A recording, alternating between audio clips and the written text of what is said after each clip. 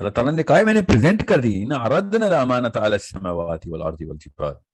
آپ کیا سمجھ رہے ہیں؟ دنیا میں وعدہ کیا ہم نے اس جگہ وعدہ کیا، وہاں پہ تو کوئی مسئلہ نہیں تھا، ہمیں پتہ نہ ہو.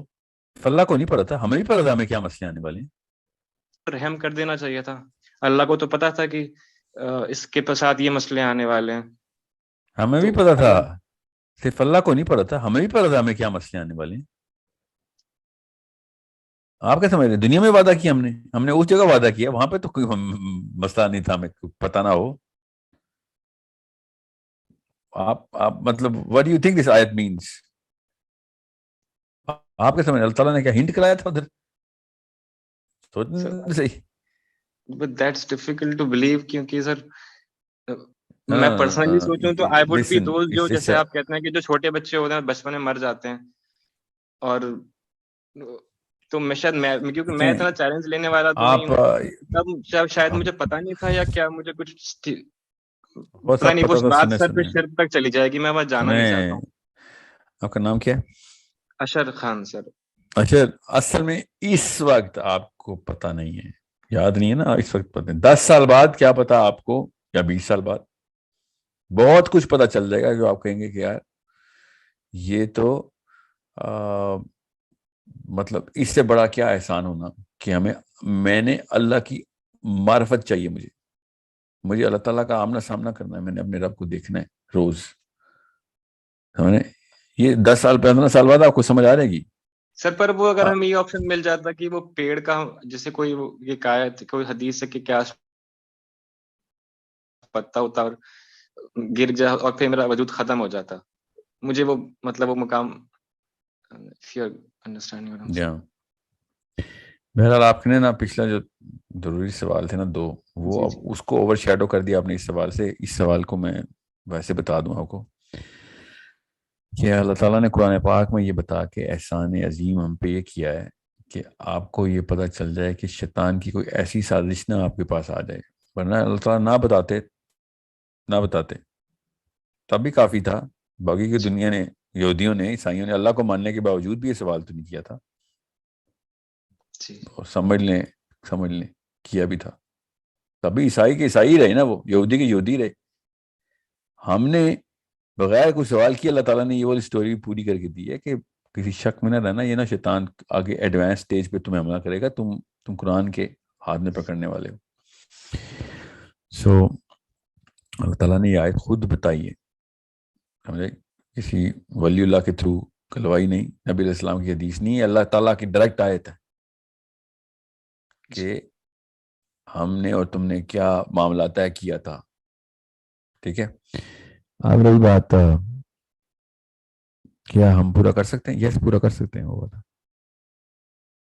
سمجھ رہے ہیں؟ اگر پورا کر سکتے ہیں تو پھر کوئی ظلم نہیں ہوا، بس اتنی سی بات ہے. جو پورا جان کے نہ کرے. میرے ایک استاد تھے یمن کے، کہتے تھے دوزخ میں کوئی نہیں جائے گا، جا ہی نہیں سکتا کوئی.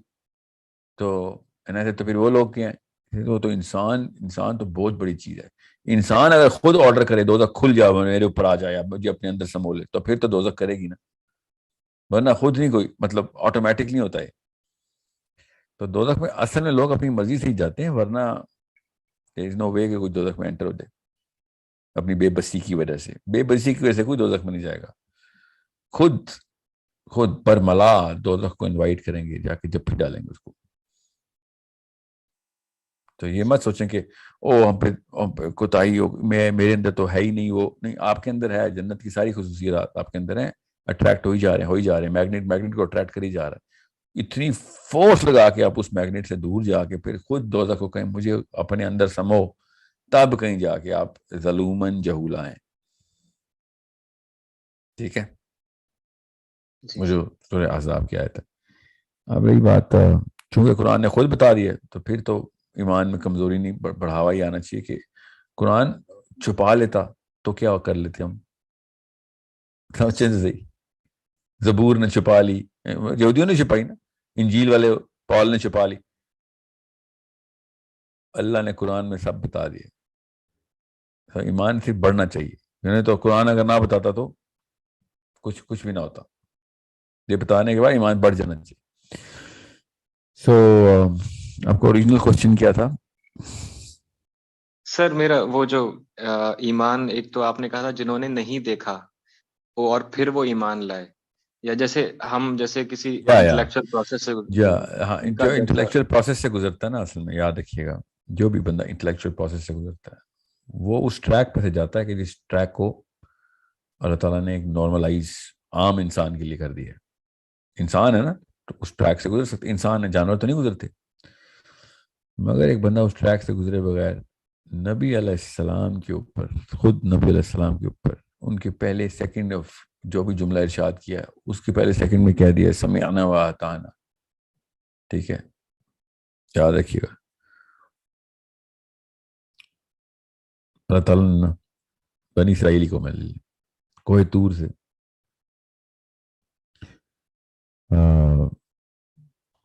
موسیٰ علیہ السلام نے 40 دن کے لیے اوپر جانا ہے ابھی.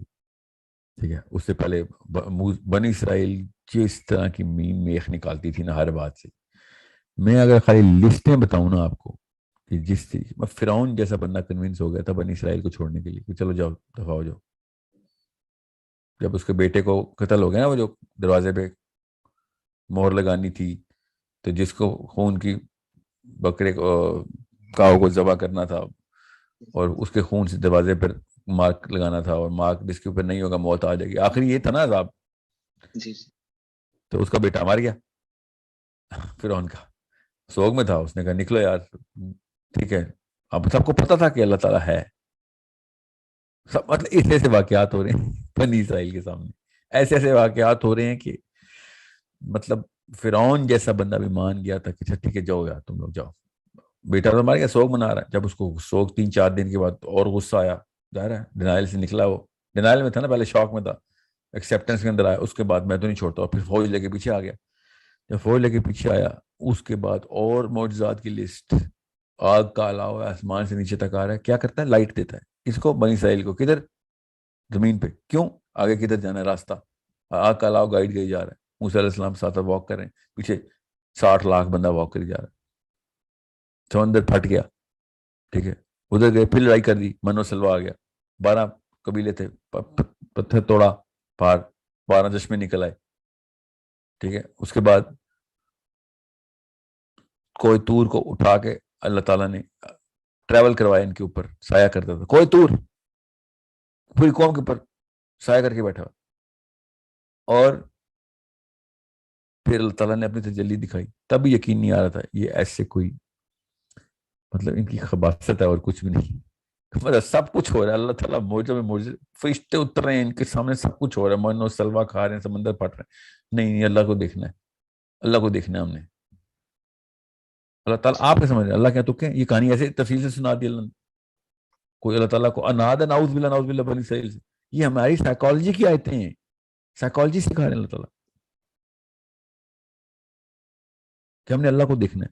یہ میں کیوں یہاں تک کیوں یہاں کے میں نے پاز کر دی بات. ایتھیسٹ آج کا یہ بول رہا ہے بس. اللہ تعالیٰ ایتھیزم کے خلاف آیتیں سنا رہے ہیں آپ کو. سائیکولوجیکل پریپریشن ہے کہ بنی اسرائیل نے کہا ہمیں اللہ دیکھنا ہے. تمہیں اور کیا دکھائیں؟ انٹلیکچوئل نہیں، معجزے آسمان سے زمین پہ اتر رہے ہیں. عذاب پہ عذاب قوم پہ آتا ہے فرعون کی، اگلے دن مان جاتا ہے، پھر ہٹ دھرم ہو جاتا ہے، پھر اگلے دن پھر عذاب آتا. اگلے دن تو نہیں ہوتا آف کورس، وارننگ ٹائم ہے.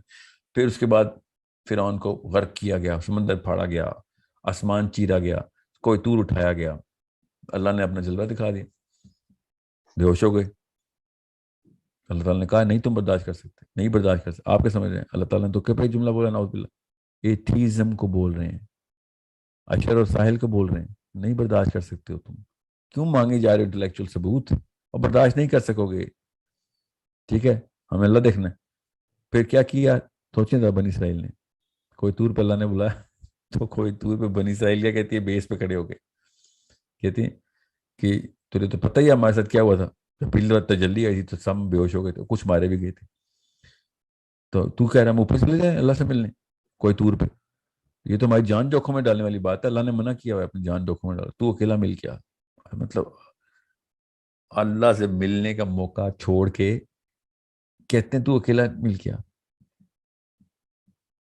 یہ آپ کا سوال کیا یاد رکھیے گا، اس کے جواب میں یہ بتا رہا ہوں جی جی. کہ اگر آپ کو سیڑھی مل رہی ہے نا اوپر جا کے دیکھنے کی، وہ اور ایک وہ بندہ جو کہتا ہے دیکھ کے آیا یا نہ دیکھ کے آ, کوئی معجزہ آئے یا نہ آئے, میں اللہ کو مانتا ہوں. یہ ہماری نیچرل انیٹ سائیکولوجیکل ڈسپوزیشن میں اس کی ویلیو زیادہ ہے. اس کی ویلیو کیسے زیادہ ہے؟ آپ اپنے کسی بھی دوست سے یہ پوچھ کے دیکھیں, یا کسی کوئی بندہ آپ کے بارے میں آپ کے دوستوں سے پوچھے, اور ایک دوست کہے کہ اشر کیسا آدمی ہے, تو آپ کا دوست کہے ٹھیک آدمی, کیسے پتا ہے؟ یار میں نے اس کا یہ بھی ثبوت دیکھا ہے, وہ بھی ثبوت دیکھا ہے. اچھا تو اشر سے پھر محبت کرتے ہو؟ ہاں میں محبت کرتا ہوں. کیوں؟ کیونکہ میں نے ابھی آپ کو ثبوت دیے ہیں, وہ محبت کے قابل ہے. اور دوسرے دوست کے کہے ہاں جی آپ اشر سے محبت کرتے ہیں, اوکے ہاں جی میں اشر سے محبت کرتا ہوں. کیا ثبوت ہے؟ کوئی ثبوت نہیں چاہیے, میں اشر سے محبت کرتا ہوں. سمجھ رہے ہیں؟ میں نے خالی محبت کا چھوٹا جذبہ بتایا, ایمان کا بہت بڑا جذبہ ہے. محبت چھوٹا جذبہ ہے, ایمان بہت بڑا جذبہ ہے. اوکے, جب آپ کو پتا ہوتا ہے نا کہ آپ ٹھیک ہیں, اور لوگ آپ کے ثبوت مانگتے ہیں نا, تو آپ کا درجہ کم کرتے ہیں. جب آپ کو پتا ہوتا ہے کہ آپ ٹھیک ہے, بغیر ثبوت کے لوگ مان لیں کہ آپ ٹھیک ہیں, تو وہ اپنا درجہ بڑھاتے ہیں آپ کے آگے. سمجھ رہے ہیں؟ غور سے سمجھیں اس بات کو. تو اللہ سے آگے تو کوئی ٹھیک ہی نہیں ہے نا. تو جو اللہ کو بغیر کی ثبوت کے مانتا ہے, وہ اپنا درجہ بڑھا لیتا ہے اللہ کے آگے. سمجھ گئے؟ سو یہی اصول آپ اپنی بیویوں پہ لگائیں گے, بچیوں پہ لگائیں گے, دوستوں پہ لگائیں گے, بیٹوں پہ لگائیں گے, دفتر میں لگائیں گے, گھر پہ لگائیں گے. جب ہم اللہ کے بارے میں بات کرتے ہیں تو اچانک کہتے ہیں نہیں سمینا و اطانا تو انٹلیکچولیزم کے خلاف ہے. بالکل ہوتا رہے خلاف, باڑ میں گیا انٹلیکچولیزم میری طرف سے. اللہ کے اوپر سمینا و اطانا ہو رہا ہے. سمجھ رہے؟